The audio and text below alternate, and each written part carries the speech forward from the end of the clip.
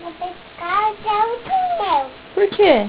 Eu vou tirar o chinelo. Por que tu vai pegar o chinelo? Porque eu vou pegar o chinelo e me ligar, tirar um... Não vou ligar. Hã? Por que tu vai desligar a televisão? Eu vou ficar tirando, vou tirar tudinho. Por quê? Vou ligar... Hã? Por quê? Vou ficar tirando. Por que tu vai desligar a televisão? Eu vou ficar tirando. Por quê? Eu vou ficar... Não quer mais assistir? Eu não quero. Não quer por quê? Porque eu vou ficar tirando.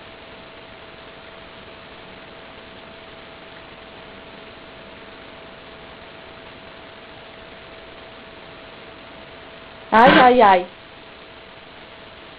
E agora? Tu desligou? Eu fico.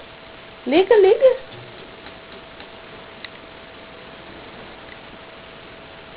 Barbaridade. Não. Estraga se ficar fazendo assim.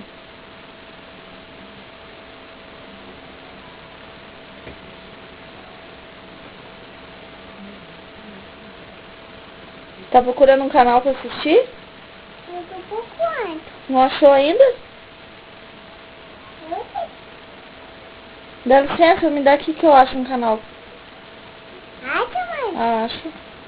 Acha, mãe? Acho. Acha, mãe?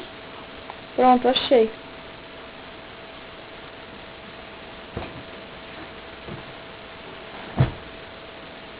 Vai quebrar o coco?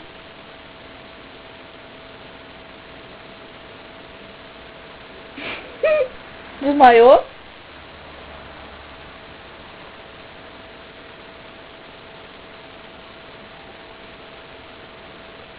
Ah, então tu não vai ganhar uma coisa que eu tenho. Mas é, mãe? Te peguei! Obrigada, mãe. Olha aqui, aonde tá o vô nego? Boneco por pouco tempo. Foi aonde? Um cordeiro. Nem tu não entende o que tu fala. E a tia Mar? Foi um potocote.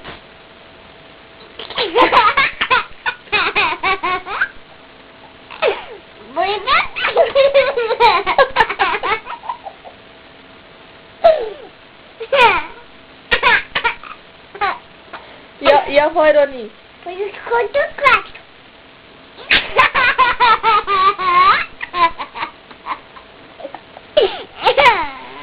Doidinho. Foi aonde? Potocoto. Hã?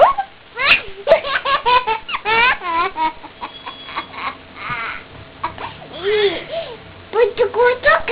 É. E o que é isso? Potocoto. Tá. Então fala assim, um beijo. Não, chega agora. Fala, um beijo. Um beijo. Até mais. Tem mais.